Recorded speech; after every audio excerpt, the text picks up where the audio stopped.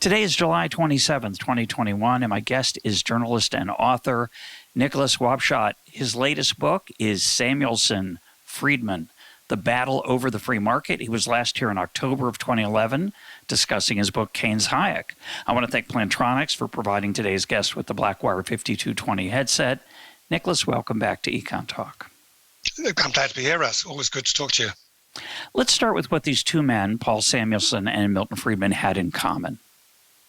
Yes, it's extraordinary. Although they were the greatest rivals on earth, it was as if they were twins separated at birth. They were within a couple of years of each other. Both had very similar backgrounds. They were both Jewish, but neither of them practiced Judaism in a serious way as they grew up. But that civilized bubble surrounded them always. They understood each other intimately. They went to the same university. Samuelson was a precocious child, and although he was 2 years younger than Milton, he was in the same year as Milton. So they literally shared the same class. And they headed off into the great world together with both, you'd imagine, identical views of the world, but in fact they had very sharply different views of the world. One turned left, one turned right. How did they get along? And of course, talk about how they were in the public eye. They each were alternating weekly columns at Newsweek for a long time. How did they get along in person? How did they get along in print? And I'm curious how much did you read all of their columns? 18 years worth of columns. Yes, I did. Yeah. Okay. Go ahead. Yeah. I mean, a lot of it, of course, totally irrelevant by today because you can't really work out what was going on at any time. A weekly column is not enough time, really. They're not writing the first draft of history. They're just shoveling the stuff out the door. Yeah. But they got on with each other pretty well, considering that they had very different views of the world. They were rather envious of each other in many respects. Certainly, Milton always thought that Paul Samuelson had it rather easy. And that's really because he won scholarship after scholarship after scholarship. And Milton took a rather longer route to get to much the same place.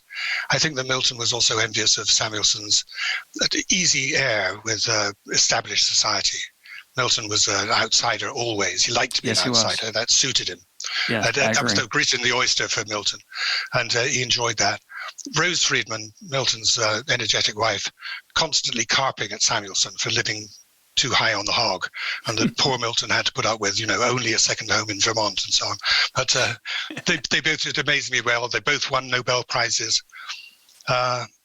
Yes, they got on very well in person. On the page, they were rather cooler towards each other, as one might expect, because they were representing their different tribes, if you like. There's no doubt there was an intense personal rivalry, however friendly they were. And even years after Milton's death, Paul Samuelson was still kicking his corpse. He could not resist giving another little jab. Yeah, we'll come back to that. I was going to remark on that. Yeah, that's true.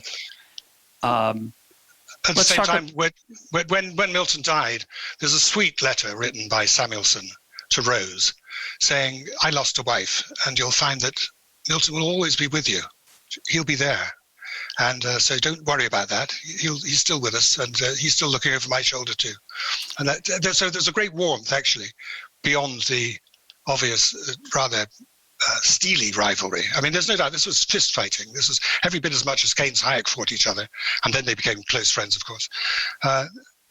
These guys were close friends, but they always maintained civil relationships with each other. There was never any outright slanging.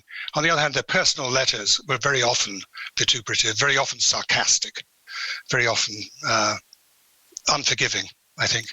But you have a lot of examples from both men of correspondence where they treat each other with respect. And I think regardless of the differences in their ideologies and perspectives on economics, there was certainly at a minimum a grudging respect because of the success of both in the career in the field they both share.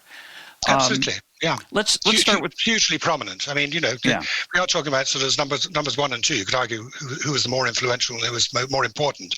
Yeah. But in their lifetime, they would both admit that each other was the most important rival outside of their world. Yeah, or at least living rival. I'm sure they also considered their place in history. Certainly, yeah. And interestingly, actually, they both professed to be Keynesians in the end. Sort of. Which is quite interesting. Sort of. We'll come back to Hayek thought, what Hayek said was that actually they were both Keynesians, and they were closer to each other than he was to either of them. That's sort of true. I think that's more methodological. I think Milton often staked out Keynesian ground because he wanted to fight on his opponent's home turf. And he felt he could be more effective if he couched his work, his intellectual work, not his political, philosophical work, but his intellectual work. I think he tried very much to beat Keynes at his own game. Hayek did also, of course, Hayek did also, of course, and he, I think, failed, whereas I think Milton had a much better success rate. So as much as I like Hayek, I think there might be a personal thing in that remark. But let's talk about their intellectual legacies. I'll start with Samuelson. How would you summarize Samuelson's contributions? I think he set out to, in a way, complete what Keynes had left behind. Keynes died prematurely and left a lot of questions unanswered. And for Paul Samuelson, it was a matter of completing the work, filling all the gaps in. And laboriously, he would write paper after paper after paper, learned journal papers. He filled in every single aspect, worked it all out mathematically in order to show exactly why these bits and pieces of the economy worked. And it was endless. For him, it was like colouring in a colouring book. He had to finish the whole portrait so that it was left behind. And he found himself, of course, he thought himself as the high priest, I think, of Keynesianism, or he disguised it by saying that actually he'd found a synthesis which combined the best of Hayek and the best of Keynes, or the best of conservative and liberal economics together. But I don't think in his own mind he was the inheritor of Keynes's legacy and his chief proponent. And no doubt from his writing of the key textbook, which all of us undergraduates read, simply called Economics by Paul Samuelson, one of the best-selling textbooks of all time, written and published, still being published and still being revised, at roughly, in today's money, $150 a throw. He became a very rich man very, very early in promulgating Keynes's legacy.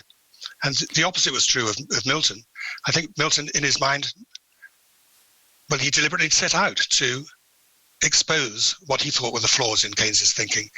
And to this end, he would do anything, including he went, very interesting sojourns he spent in Cambridge, England, hanging out with the old Keynesians, the old kitchen cabinet that Keynes had brought together, and arguing with them one by one. And they became friends and corresponding friends too, all in the Hoover archive, which is where all Milton's work is to be found. You'll find all sorts of Keynesians, most unlikely people, writing in a very friendly way to Milton, because there's no doubt, it could be amazingly irritating, but he was an amazingly charming man. Yes, he was.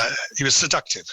Yep. And I don't think that Paul Samuelson quite had that. He had an easy sort of patrician air, Samuelson, but he didn't have what Milton had, which was an urgency, a sense that, something important has to be decided while we're talking. The present moment we're talking, arguing, is the most important of them all. Samuelson took a much longer, loftier view. The only thing I would add to your summary of Samuelson is, it's true he was a Keynesian, certainly in the area of macroeconomics, but his contributions to microeconomic theory, which was not Keynes's bailiwick at all, were really path-breaking in the field. It's not my cup of tea, as listeners will not be surprised to hear, but his 1948 book, Foundations of Economic Analysis, is really the crossroads of the profession, where it turned toward the application of mathematics to human behavior in a way that hadn't been done in that way before. He was a very young man. It's an incredibly impressive achievement. And so in that sense, I think he had a much bigger impact on academic economics than Milton did.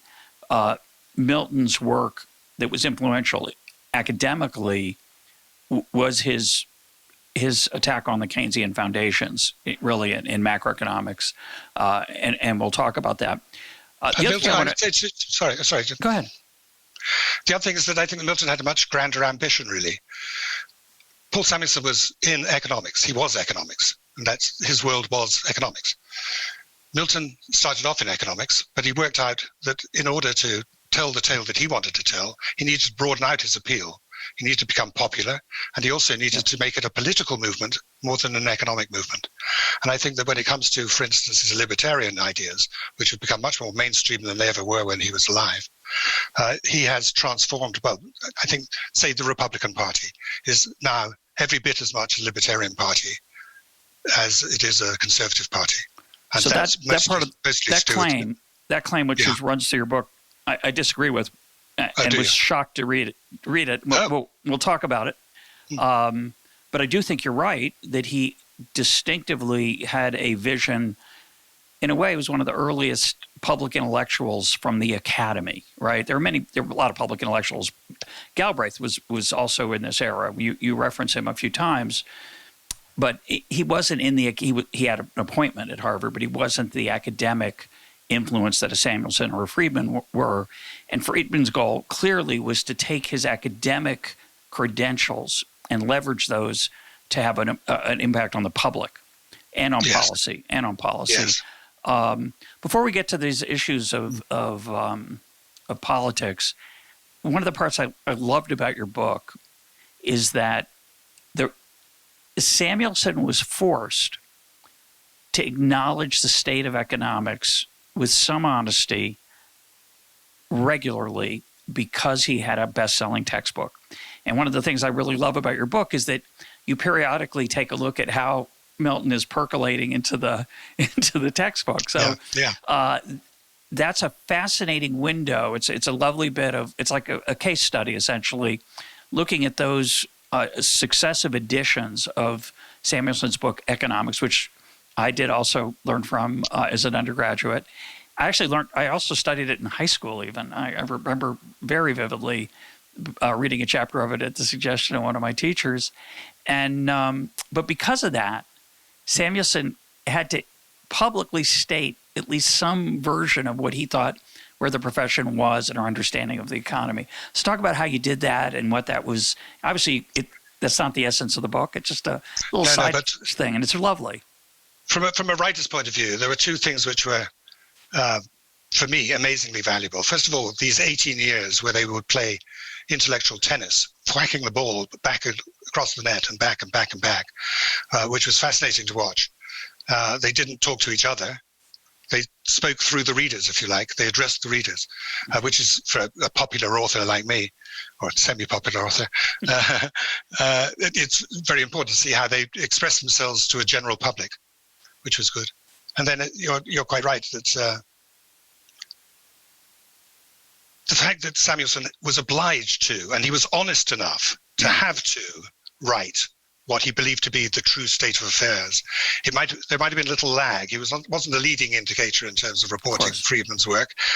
But at the same time, when we came to the first edition of Economics, I don't think Friedman's mentioned at all, or he's mentioned in passing in a footnote, as is Hayek, just as if they didn't exist. But as time went on, he had to acknowledge that they had become a force and that they had to be tackled, they had to be reasoned with, they had to be addressed, and he gave them actually enormous credit.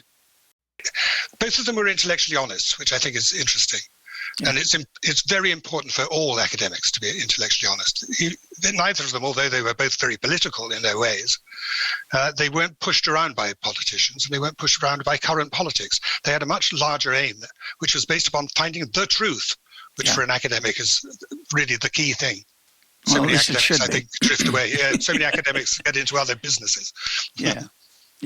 No, and I've mentioned, many times on this program that in this the column started what year? Do you remember the two of them at Newsweek? Whenever that sale, when did the sale take place? Jack Kennedy was it's either early 60s. Yeah, 62, 63. Yeah, so those years. Jack Kennedy was just alive, just. The crazy thing about it is that in those years, there were three famous economists, really. 3.5, right? You had Friedman and Samuelson, because they were in a national news magazine, Newsweek, every other week.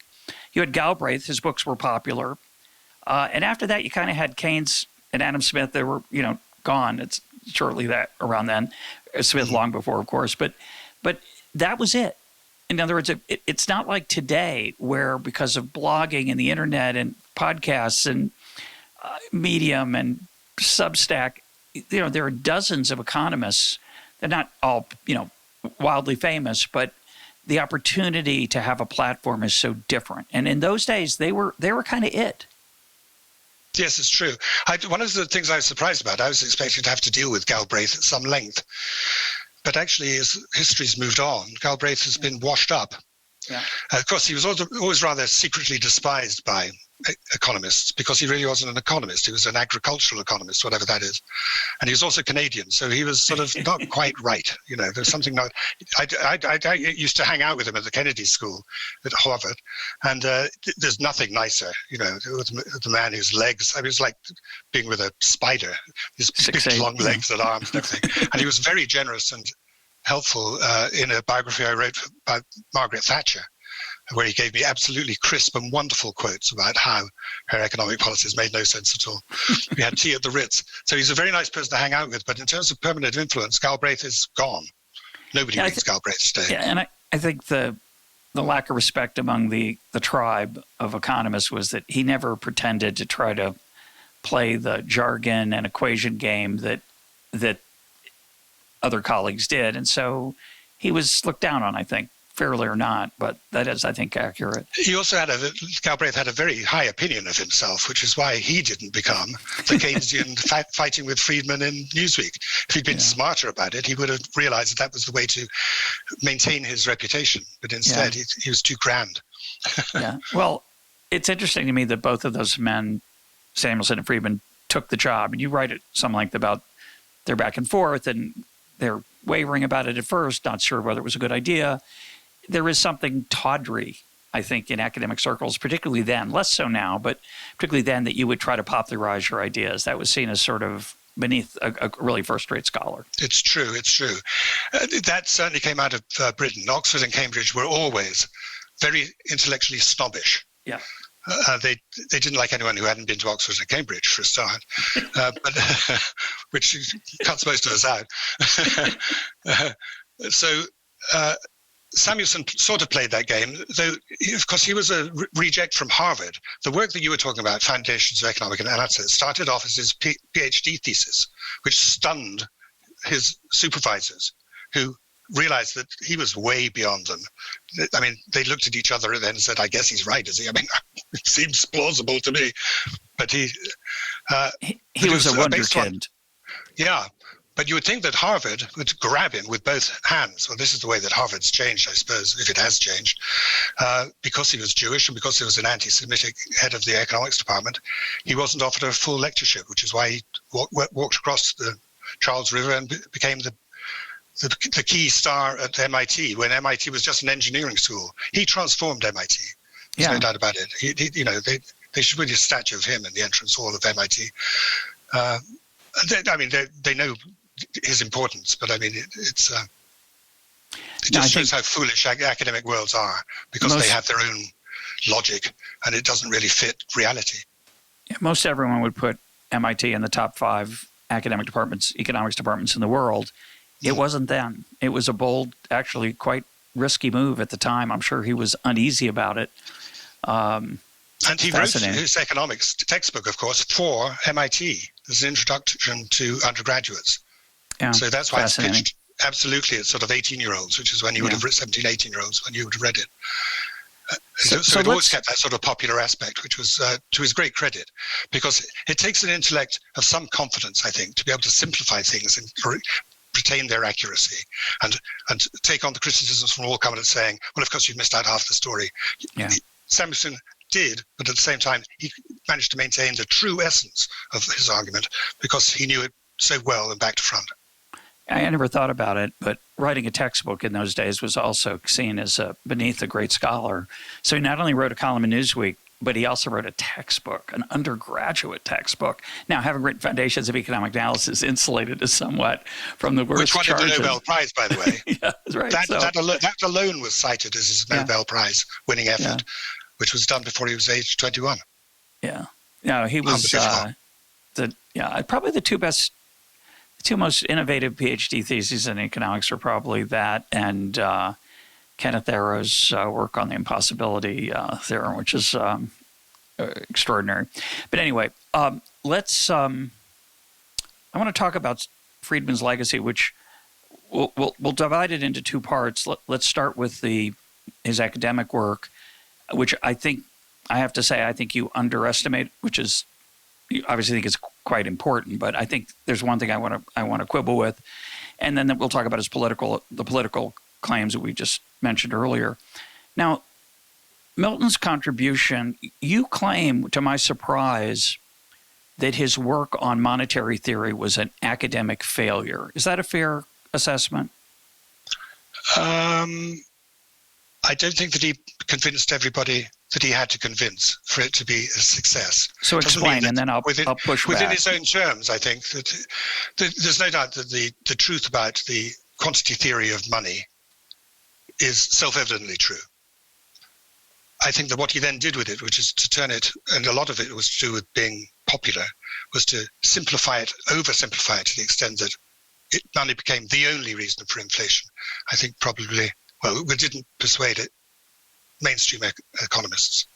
And to that extent, I think he failed. And you also argue, and I think this is just that, like many things Milton did, Milton would claim this is the best solution, and then here's not bad that might be politically feasible. So, for example, he had the idea of the negative income tax, which became the basis for the earned income credit in the United States to some extent. He didn't particularly like it, I don't think, but he said the current welfare system's a horrible crazy quilt of different programs. It'd be better to have one, and this is the way it should work. So I think he had an ideal of monetary policy, which was a fixed rate of growth of money. And he didn't persuade anyone to actually implement that in a reliable way that they were public about, which you write about at some length, that he was eager to find a politician who was willing to get on that horse. But I do think he revolutionized the role of the Federal Reserve and the national banks, the central banks of the world. Before he came along, first of all, no one believed that inflation was mainly a monetary phenomenon. And no one believed in the importance of the central banks until, he created, in my view, and you could disagree, he created Paul Volcker, he created Alan Greenspan, he created Ben Bernanke and their counterparts around the world, because he pointed out, based on his 1962 study with Anna Schwartz, The Monetary History of the United States, I think I have the year right, that money was incredibly influential in affecting economic activity in the short run, but not so much in the long run, in which case it mainly affected the price level. That Twitter summary, I think, was a radical idea that is overwhelmingly accepted by many economists today, and certainly by policymakers. Do you agree? Yes, I do agree with that. And until Milton, all Keynesians who ruled the roost said that money didn't matter. And he said, excuse me, it matters most of all. And that message did get through. And he transformed, of course, what you're talking about, the central banks and the way that they manipulate an economy, because he gave them their discretion back.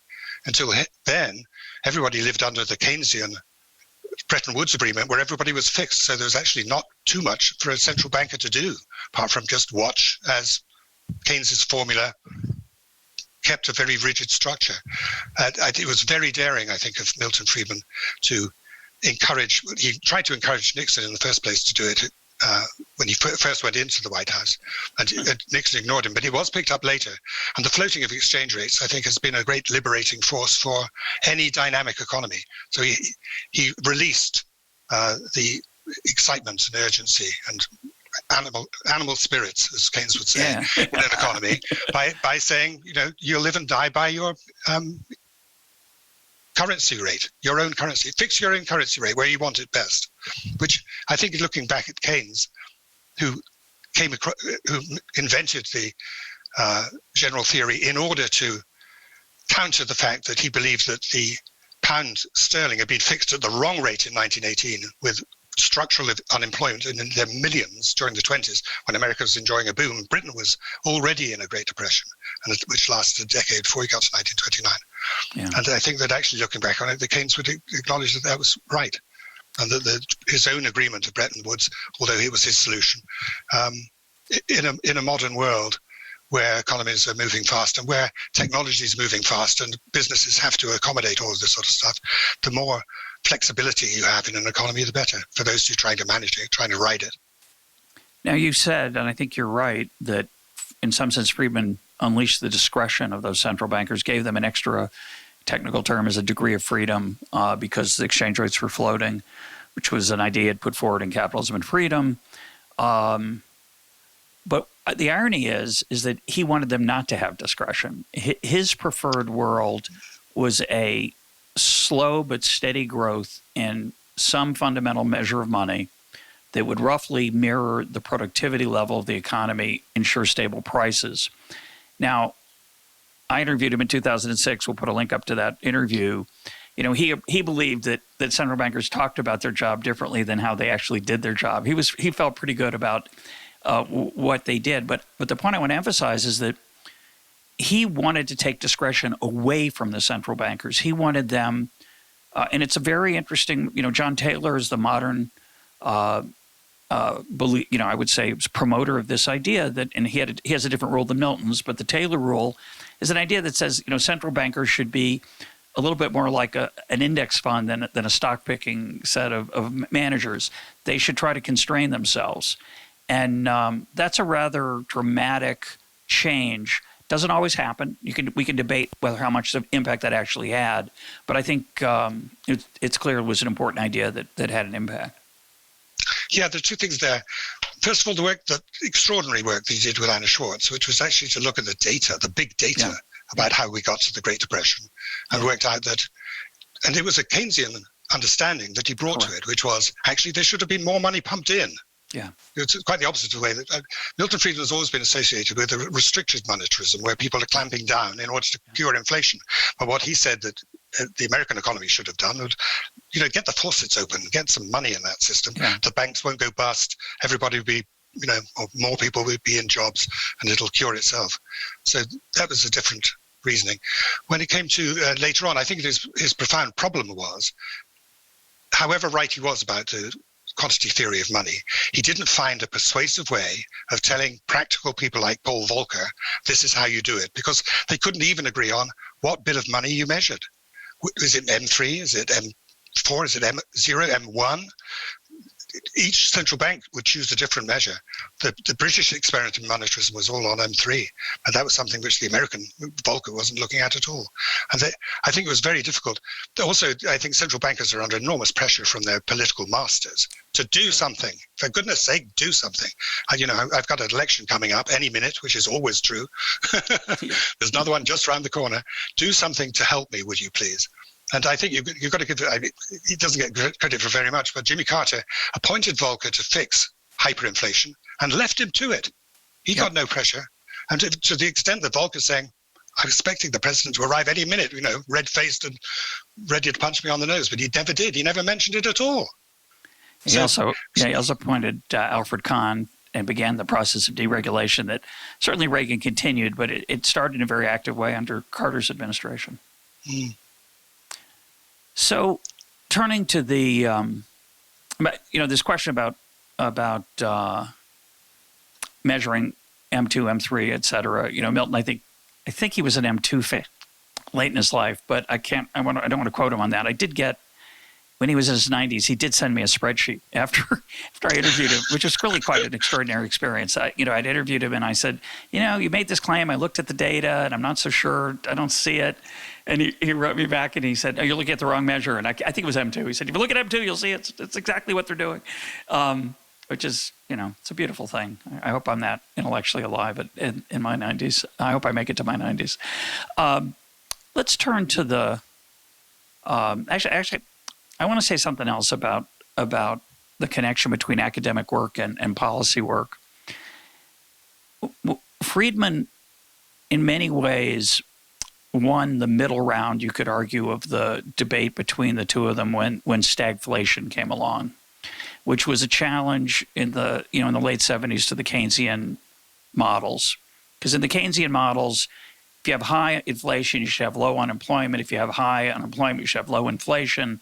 And we had both high inflation and high unemployment. And this is a signal that something the model had to be adjusted or thrown out, depending on your perspective. Friedman himself said, by the way, that it wasn't the theory, the monetary history of the United States that convinced people about the importance of money. It was New Zealand's experience with Don Brash's central banker who clamped down on the money supply and inflation ended and disappeared, and people went, oh, I guess that's how it works. So it's fascinating to me to think about, while they're having this academic debate about theories, the real world is imposing its lessons on both of them at various times, sometimes in the favor of one, sometimes in favor of the other. Some of Milton's predictions were disastrously wrong as well in the 80s, predicting inflation that didn't happen. So would you talk about that and your thoughts on that? Yeah, Milton was a practical man, so he was eager to get involved in politics, and he was the economic brain behind Barry Goldwater, for instance. So he was very early in that rise of the rebirth of the conservative movement, which blossomed in Reagan and Thatcher's time. Mm-hmm. And that practicality meant, I think, that he was obliged to try to work out how his immensely complex understanding of what reality was could be translated in a simplified form enough to be useful to anybody. And I think he struggled with that. What he spotted, though, which is exactly the Phillips curve. I think Phillips actually came from New Zealand in the first place. The trade-off between unemployment and inflation, that it didn't tally.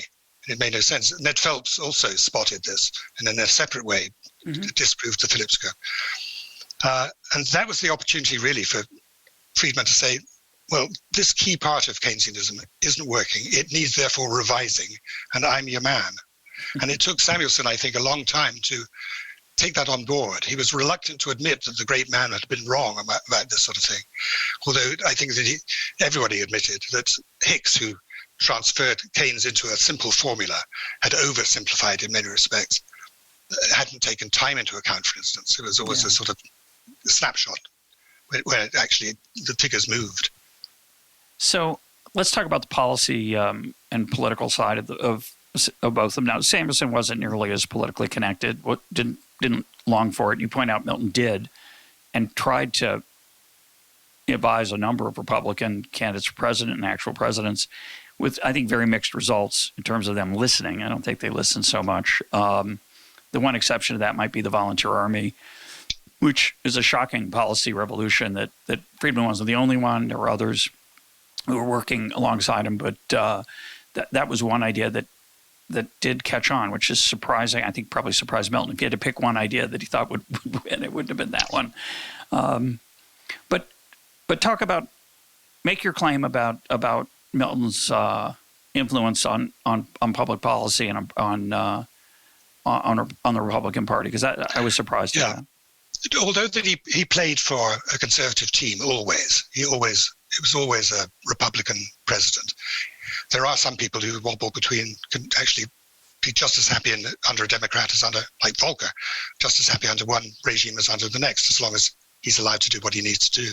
But Milton always was he was a fierce partisan, but at the same time, he wasn't a conservative, like Hayek, who famously wrote, Why I am not a conservative. Yeah. Friedman didn't consider himself a conservative. His notion of the relationship between an individual and the state was very important to him. And he thought that the individual should be allowed as much self-expression as was possible. And he didn't like anything that curtailed it at any stage. Samuelson, maybe it's because he had achieved so much early in life and found himself very comfortable in a world that he'd inherited from others. He thought, this doesn't really need fixing. If I did well in it, surely everything must be all right in the garden. But Milton Friedman had a different view of that. When it comes to take the example of Milton's belief that recreational drugs, all drugs should be free. Legal. Legal, yeah, exactly. Legal, not curtailed. This includes, by the way, experimental drugs in terms of medical experimentation, which also the FDA gets itself into great trouble with, because it has to prove that the Alzheimer drug works, for instance, which is probably untrue. So there's great pressure to approve drugs, but I mean, why should there be a gatekeeper on these things, is what Milton felt. And the same thing, if somebody wants to snort cocaine, what's it to do with me? What's it to do with the White House? Nothing. They're going to do it anyway, so don't put people on the wrong side of law breaking by doing that now. Well, the world has moved on. In a way, it's become Milton Friedman's world. The use of recreational drugs is now amazingly commonplace, that states one after the next. Chuck Schumer, for goodness sake, is in favor of legalizing marijuana. Yeah. Almost impossible to imagine, even 5 years ago. The Clintons famously behind the curve, even though Clinton had, he said he hadn't smoked, but he certainly had chewed some edibles. That's the truth of that. That's how he sneaked around that lie. So the world has become as Milton not wanted it to be, but he thought that it would be. He assumed that individuals would do as they liked, and that the state should just line up behind everyone else, including somebody's wives and mothers and so on, who tried to get people not to live the way they live. So, yes, he failed in getting that to come about, but at the same time, he hit upon a truth, I think, which modern society has acknowledged, and that is, don't waste your time trying to stop people smoking a joint, because they do it anyway. They're going to do it anyway. And it's a waste of time. And arbitrary justice is far more serious and an injustice than it is the fact that the 16-year-old might get a joint from this direction rather than that direction. They're going to get one anyway.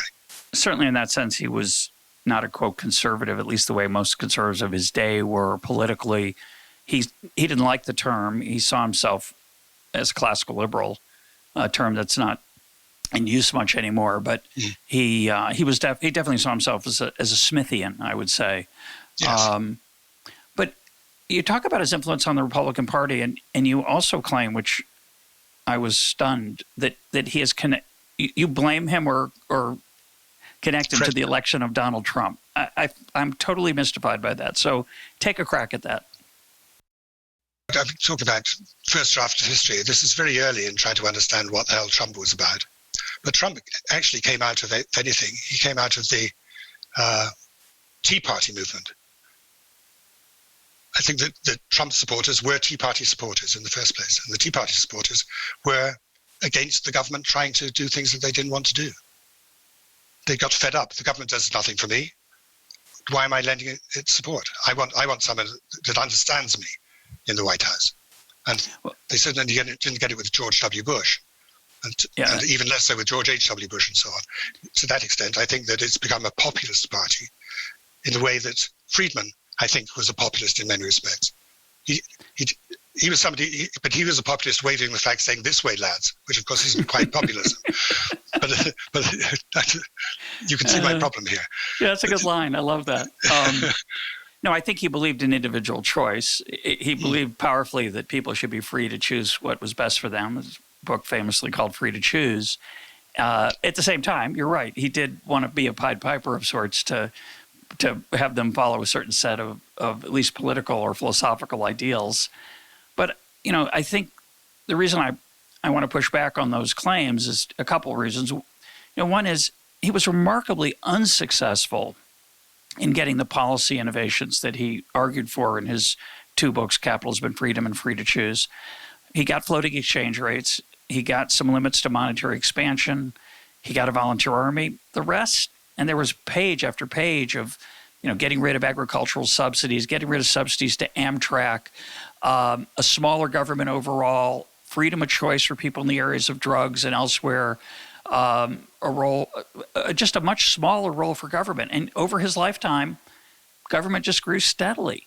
And this idea that somehow we live in his world, or that the neoliberal world that we, quote, live in is his creation, he would be shocked. He's not here to defend himself, but he certainly would say, and he did say to me, he said, most of my ideas never bore out. People never tried them. He wanted private Social Security. wanted to get government out of retirement pensions. All those ideas, nothing, no traction. He put them on the intellectual table, which I think is not unimportant, but his influence on the Republican Party to me is nil. He changed their rhetoric, but they're not the party of small government. Donald Trump was an enormous spender. George Bush was an enormous spender. Even Ronald Reagan was a big spender.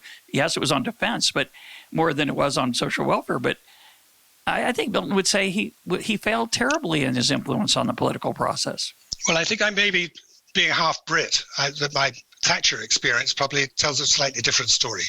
Mm-hmm. This is a country that in 1945 elected a wholesale socialist government which transformed the pre-war administration into a proper working welfare state with single-payer healthcare. We're talking about cradle-to-grave socialism. Yeah. We'll pay for your funeral too. They did. They did everything. And they nationalized everything. Steel, coal, buses. I mean, there's nothing that they didn't see that they didn't want to own. And I think that Milton contributed towards the Thatcher Revolution, which came to the conclusion in the early 70s onwards that actually this was not the way to do it. Even the Labour Party changed. It became a non-socialist party in that sense. This is not to do with ownership. Ownership's not going to help you. Regulation you can do things with, but ownership is not the key. It isn't. Karl Marx was wrong. Lenin was wrong. So the freedom that the economy first under Thatcher, but also individuals enjoyed as a result of the taking off of those constraints by the state, I think that there was probably a more profound, at least as long as it lasted, revolution in thought. And Milton was no doubt behind that, because Mrs. Thatcher not only praised him openly all the time, but actually when her Treasury ministers didn't do as she wanted, she got Milton to come and lecture them, which they were not very pleased about. Can you imagine in the cabinet room, there's Milton on one side of the table, and then there's a rather glum set of people, including people like Nigel Lawson, who don't like to be told what to do. And then Margaret Thatcher leaves saying, I'll just leave you to Milton, I'll be back in an hour. And they're going, plucky Milton, by the way, in the Lion's Den. Yeah, well, he loved being there. Even though he was a diminutive person physically, he was such, I think he was probably 5'4", maybe a little bit less. But his intellect towered, so he was never unconfident in those kind of settings. Well, yes. I mean, it's the classic short person, I guess. I mean, I don't want to get into paperback psychology here, but it didn't harm him, the fact that Paul Volcker was 6'5" or whatever he was. Yeah. Milton's a good foot and a half below him. He couldn't, had to stand on a chair to prod him in the chest. It's true. So fantastic characters in this story, by the way. But I don't know, people say economics is the glum science. I've never found it so. It's full of amazingly untold, spirited stories, Great characters, of which Milton, you got to give it to him. I mean, he was all singing, all dancing, wasn't he? At every moment of the day and night. Yeah, I mean, it's true. He was at it. He was a happy warrior, as we call them.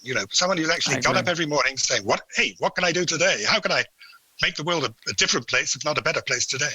And he loved to spar. He loved to spar intellectually. He loved that back and forth that we're talking about. It's interesting, he had probably his best friend at Chicago was George Stigler, who was at least 6'5".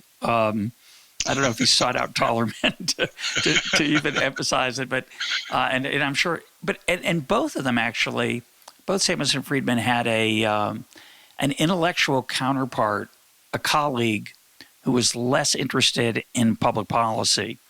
For Samuelson, it was Robert Solow, and for Friedman, it was George Stigler. George Stigler believed that trying to influence politicians was a waste of time. Lecturing them about truth was irrelevant. They responded to incentives, and trying to tell them what they should do was foolish. You should just watch them like a circus for entertainment and to make observations on them. And similarly, Solow, I don't know about his views on policy per se, but he certainly was the academic's academic, and they both have won Nobel Prizes also. Yeah, that's interesting. Of course, Friedrich Hayek had strongly recommended to Milton, don't mix with politicians. You'll waste a lot of time. You'll get heartbreak. They'll lead you up the garden path. But Milton thought that if you managed to get the decider on your side, that you could get things done. In that sense, he was very practical. He was by the time he has achieved fame, he was actually relatively old. But he was sort of an old man in a hurry. But he still had, things to do right up to the end of his life. I mean, it's no surprise that the day after he died was his latest column in the Wall Street Journal. I mean, he was at it right to the end. And I think, looking back, the experience, he was disappointed by everybody. Even first of all, he too enjoyed an intellectual snobbery. He would judge everybody purely by the measure of their intellect. And that was to do with instinct. That is, he just worked it out. No measures needed, no IQ tests. But he spotted somebody like Nixon and said, I think probably the brightest man there's ever been in the White House. He was very, very keen on Nixon. Then, of course, he's then profoundly disappointed that such an intelligent man should get things so wrong, or deliberately get things wrong so cynically. Yeah. That is, that he would, prices. Nixon knew that you could not fix prices and wages. It's an impossible task. That you can put whatever laws on you like, the people find their way around it. And in any case, it might make a marginal, temporary difference to your prices and your wages. And yet knowing this fact, he said, I'll do it anyway, because the public wants a government that looks as if it's trying to address these things, and that's the way they'll understand it. Fixed prices is what, in a bar, they just should fix the price. But of no use. And Friedman, bless him, took him to task. He was quite happy to lecture the President of the United States in the Oval Office. You're wrong. Sure. You're completely wrong. One of my most... I have a photograph. I don't have it here because I've just moved to Israel and sitting in a warehouse in Maryland. But I have a photograph of Milton talking to me after a presentation I made at the Mont Pelerin Society meetings. I've only been to one or two, but Milton happened to be at one of mine. And it's the reason I love the picture. He's talking, I'm listening. Very, very, very appropriate. As it should be. And to play armchair psychologist for a minute, it's a fascinating observation that he was an old man in a hurry. I think so much of his youth was spent in an intellectual wilderness where no one respected him. He was seen as a buffoon, a crank. And by the time he got the Nobel Prize in, I think, 1976, if I have that right. He was already, he was born in, I think, 1912. He was 64, He was 64 years old, 60 odd, right? Samuelson got the second one. Samuelson back in 60-something. So he was an old man in a hurry. When he had the prestige and reputation that would allow him to influence the world, I think he wanted to grab it as intensely as possible, and that's why I think he chased after many of those political influences. Yeah, there's no doubt he had a craving to be vindicated. Yeah, he thought he was right all along. Why not? Yeah, many of us do. Yeah, that's a great insight. I think that's correct. And Rose was always there to remind him. Yeah. Whenever he wavered, thinking, it doesn't really matter. Rose said, yes, it does matter, but it does matter. It matters. Of course, it matters that Samuelson got the Nobel Prize first. Yeah, it's true. I wanted to read a quote that I don't know. I don't remember when he said this. It was Samuelson talking about Friedman. He said, I found this so revealing of Samuelson. Here was a libertarian immune to compromise, opposed to state power, skeptical of both politicians and bureaucrats, unmoved by good intentions. It's a very accurate summary of Friedman. Talk about that, Samuelson's assessment. Yeah, I mean, Milton Friedman was always aware of the disconnect between what people said they hoped to achieve by progressive acts, even including public broadcasting, and what the reality was. So with public broadcasting, for instance, let's take an example, but welfare, it's the same thing. You set out with a war on poverty, but you end up paying mostly black people to stay at home and doing nothing. Is that what you had in mind? That can't be what you had in mind. That's not curing poverty. That is institutionalizing property and locking it down and locking these people and their children forever into this terrible need for the state to give them a helping hand. With public broadcasting, it was, a good idea. Let's put shows on, let's put operas on, let's put all the stuff on that the market won't put on. But then what you're doing is actually, you look at the people who actually watch PBS, and they're the very narrow band of people who go to the opera anyway. These are super. This is the problem with the BBC. It's super serving the very people who don't need any help. They're doing it, of their own volition. And so, to actually, Milton pulled himself up by his bootstraps, as you say. He grew up without a father, a very hardworking mother, pretty unglamorous those early years for Milton. Sold T-shirts in order to eke out enough so he could eat when he went to school and so on. And, which is where Rose points at Samuelson lying on the beach in every summer vacation saying, he's not doing anything. Then Samuelson, in his defense, would say, I had all of these scholarships. I felt mean if I went out and took somebody else's job. I didn't need the job. So, but when we get back to Milton Friedman's very clear understanding of, just because you say you've cured a problem, you liberals, doesn't mean you have done. You might feel happy about it but if you think about it for a minute in your heart of hearts, that what you've replaced is one tyranny with another tyranny. And there are ways out of this. And I'll show you how you do it. You let people, you open the doors and let people out. You don't lock them into some system that you've invented because you think it'll be better. This is all straight Hayek, really. That is that the agents of the state, why should they know what people's choices should be? They don't, because they are comfortably well off. They're in a secure job. The federal government won't be abolished. They're making grand decisions as if they were a duke in medieval times or something for their peasants. And that's inappropriate because this is a democracy and people should be allowed to follow their own lights, like I did, said Milton. I think that was an inspirational thing for a lot of people. And of course, early on, some of his earliest work was on rent control, which has good intentions to make housing more affordable, and yet Friedman argued that it led to, I think it was a paper he did with George Stigler in late 40s, early 50s, that it actually reduced the supply of housing and therefore wasn't helping the people it was supposed to help. Absolutely. He and Rose, of course, both worked for the New Deal. Right. Their early jobs were for the New Deal.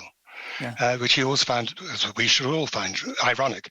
So he saw it first. Knowing what he thought, he was seeing it firsthand what Amity Schleys did so brilliantly in exposing the tyrannical aspects of Franklin Roosevelt, the things that he closed down.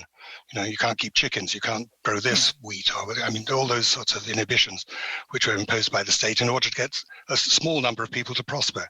So you're picking and choosing now between citizens, whereas Milton was, everything should be open to everybody, and everybody should have equal access to whatever is available. And we've had enough of people who think they know better, because I know people like that, and they don't look after me. I think it was always very personal for Milton. But the other point about that, I think, is correct, that that Friedman was, the other part of Samuelson's quote, Friedman was uncompromising. He was an ideologue. I think he would probably claim he wore two different hats, the ideologue hat and the academic hat. But, my claim has always been that it's hard to keep them separate. But I do think that's Samuelson's assessment was correct there, and it's not a bad bad summary of what made him tick. Yeah, it's not entirely flattering either, actually. No, it's actually it's a bit of a smear, but I think there's some accuracy to it. I'm not sure it's actually a smear on paper anyway. But it may have I don't think he intended it to smear either. I think he was trying to honestly assess who his friend Milton Friedman was. But he did have a negative assessment, which I wanted to come to. We alluded to it earlier. I'm going to quote it, which is one of my favorite, one of my least liked quotes. But before we do that, I have to quote the quote you have from George Shultz, which is rather spectacular. Shultz said something along the lines, here it is, "Everybody loves to argue with Milton, particularly when he isn't there."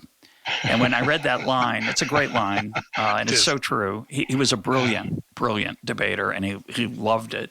And we mentioned on the program before, particularly talking with Bob Chittister, he always had a smile on when he stuck the dagger in. He made you feel good about it.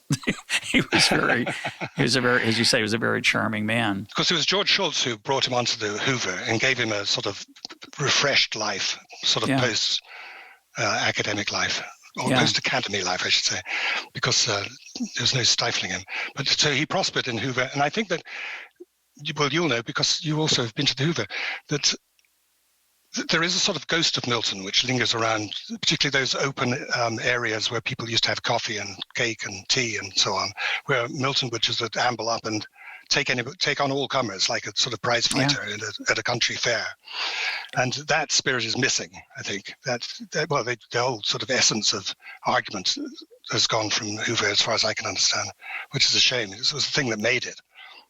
Well, it's true that he was a... That's a great line about taking on all comers. He's a little bit like the chess grandmaster playing speed chess with 15 or 20 people at the same time. Yeah, exactly. Yeah. But when I was a national fellow there in 85 to 87, and one of the requirements of being a national fellow is you had to go to lunch. And so the national fellows would all go to lunch, and we'd sit around and we'd go once a week. I think it was on Friday. And Milton showed up at a bunch of those, as did other fellows. But for Milton Friedman to be their Nobel Prize winner was always very flattering and exciting for us because he wasn't there to just chit-chat. He wanted to test you and push you and see what you were made of, and he'd try to impose his will, his intellectual will. And it was fabulous. Right. I can imagine. The Hoover, these were not laurels to rest upon. They were laurels to thwack people with, really. Yeah, and for sure. He had a perfectly nice apartment in San Francisco, and it's a bit of a schlep, actually, to get out of the city and go down to Palo Alto. It is. Even, on the train or the car, whichever way you do it, it's taking a chunk out of your day. But I think that knew that he would be meeting people who were open to persuasion, at least. Yeah. If you were part of the Hoover, you at least had that door open. Whereas in the rest of Stanford, probably not. Yeah, I like to think it's still true of Hoover, but it doesn't have the, in my experience there in recent years, at least in the summer, which is when I was typically there, it doesn't have the social sparring back and forth that we've just evoked. Maybe it does during the school year. I don't know. I used to go in the summers through the 90s, and the spirit was still alive then. And I must have gone to what was probably almost the last seminar by George Shultz, who died just as this book was going to bed. Shultz was an extraordinary figure, and he took part in everything. He was there at church on Sunday mornings. In Stanford, he was busy, Shultz, and a very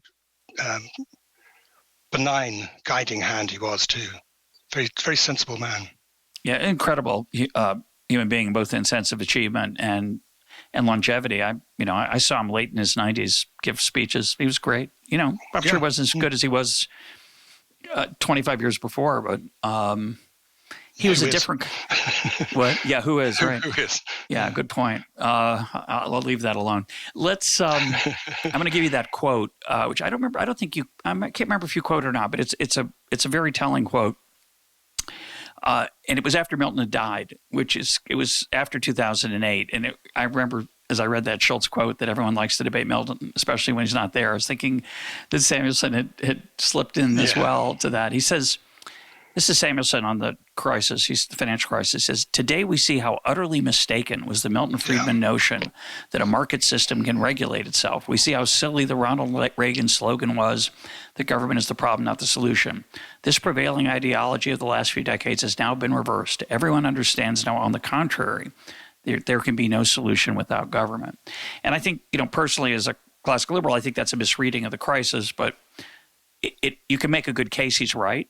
And I think you can make a case he was wrong. It's not like the financial sector was unregulated and we'd left it alone and it ran amok. There was a lot of, tragically, I think a lot of subsidizing of that sector and a lot of actual regulation. I don't think that was the cause of the crisis, but I think the subsidies did encourage imprudence. But I thought it was just interesting that Samuelson in his old age at that point could kick Milton when he was not just down but gone. What did you think of that? Well, it sort of contradicts what he's saying, doesn't it? Milton was a long life spent having no lasting influence, is what Samuelson is saying. Though, in fact, what he's admitting is that he's dead. I still have to keep kicking him to make sure he is dead, because these ideas are coming back any minute, No, I think it was almost the last thing I put in the book, actually. He wrote some very interesting letters to Larry Summers. Larry, who, when Milton died, said, I grew up in a house thinking that Milton Friedman was the devil. And I now know that he was far from being the devil. He was a good man trying to find a solution like everybody else, which was, for Larry Summers, a pretty generous thing to say. Samuelson was very respectful when Milton died, but in private letters to Larry says, I really can't say what I need to say because whilst the body's still warm in the coffin, I got to wait a little time. And then a little after that, he did it completely damning. It was as if, he spent his whole life going up cul-de-sacs, spent his whole time going nowhere. But Milton did far. That's why I think you've got to credit Milton with a lot of the libertarian ideas, which, whatever you say, certainly Trump is not your classic libertarian or your classic populist by any respect. But the fact that the voters didn't know that, they hoped that he was something else. That's an interesting argument. I think my personal take, which is like you say, we're not even on the first draft of history at this point, but I think Trump's appeal was overwhelmingly cultural for people who felt he was speaking for them, who had been left behind. He did do some deregulation. That's the closest thing you can say that was libertarian about Trump. Pretty much in everything else, especially trade, which was an issue dear to Milton's heart. The other thing I want to mention is that, Friedman hated NAFTA, the North American Free Trade Agreement. He loved free trade. He hated the idea that you needed an X 1,000-page document to implement it. He said it should be one page. We hereby agree not to put tariffs or quotas on each other's products. Signed, Prime Minister, President, end of story. So, absolutely. But in that respect, he was right, wasn't he, about regulation altogether. First of all, that whatever you intend to do, it always has unintended consequences. Yeah. Always. Yeah. I mean, all laws have that, actually. Yeah, it's true. Why that is an interesting question. I don't think we talk about it enough. I think most of the free market friends of mine exult in that claim. It's somewhat true. There are probably some unintended consequences that are positive. My friends and I don't like to always remember those, but I do think it's interesting that we don't dig deeper into that as I think we should. One last thing on this issue of reputation, and I always felt after 2008 how little Milton mattered. It made me sad, actually. If he'd been alive, I think his voice would have been active. He was a natural rallying point for people who were skeptical of government. And in the aftermath of the crisis, of course, we had a massive stimulus package. You could debate. Economists are still debating whether it had any impact, what its impact was, how big its magnitude was. But I think, as you say, the Keynesian viewpoint of the multiplier and stimulus in general so drowned out the intellectual history of the previous 25 years. It was like it had never happened. And without Milton being alive to champion his perspective, I've been surprised at how little remembered he has been in the last 10 to 15 years.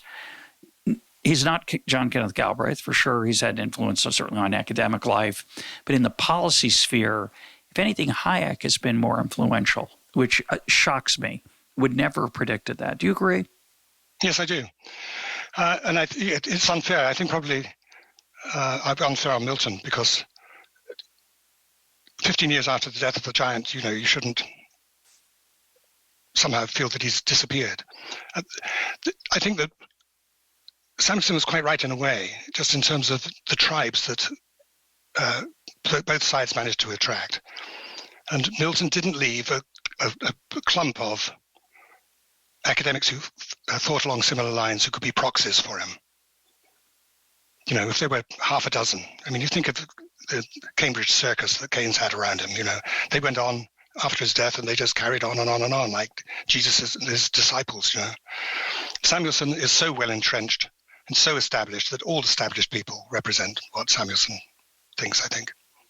They don't have to do it. There's no fight on for them. Well, I think there are a lot of people who want to be the next Milton Friedman or his acolyte. I know a bunch of them.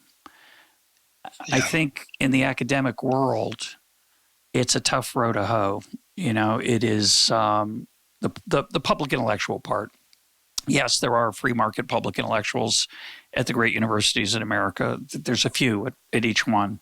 But it's he didn't spawn. He spawned a movement of sorts. I think Capitalism and Freedom and Free to Choose were, and the PBS documentary were amazingly influential in, as I said, keeping those ideas alive and on the table.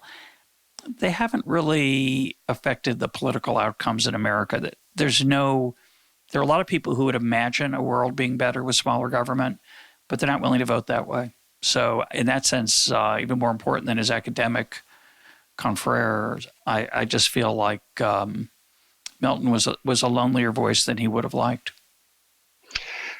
I think he combined two things which were essential. First of all, he didn't care what people thought about him, and he was likable, which is an apparent contradiction. But he might have been a gadfly, but actually he was a gadfly that, you didn't put your nets down in the evening when the gadflies came out, He was good fun to have around. Yeah. Sure. Even when you were disagreeing, in fact, particularly when you're disagreeing with him. I can't think of anyone who's argued with him who said, I agree, all the way through. I mean, it wouldn't be much fun, would it? But it's a remarkable point you make that it's 15 years after he died, and his influence is, I think, is thinner than I would have expected. Again, you could argue, well, in the world of monetary theory and central bank behavior, his influence is immortal. But in terms of the political things he wanted and the policy prescriptions outside of monetary policy, I don't know how important he is, but I think he'll have a heyday again, I suspect. If you go back and read Capitalism and Freedom, it's shocking to me how timely and thoughtful it still is. It's a thoughtful book. Might not agree with it, but it's a thoughtful book. Yes, I think most of his, maybe not the TV work, that ages because of technology. Anything on VHS looks old, like black and white movies look old. So those age badly. But I think that what we're talking about is actually all people in the public sphere, 15 years after their death, have been forgotten. It was probably true of Churchill. It was probably true of Franklin Roosevelt, towering figures. Sure. Nobody reads Updike anymore. Nobody reads Norman Mailer anymore. Thank goodness. These huge figures, in their day, they used to dominate our screens, and you'd feel you're missing out if you weren't talking about it at a dinner party. But it's all transient, or for most people, it's transient. You have to be Jane Austen to be read century after century after century. My guest today has been Nicholas Wapshott. Nicholas, thanks for being part of EconTalk. Great pleasure.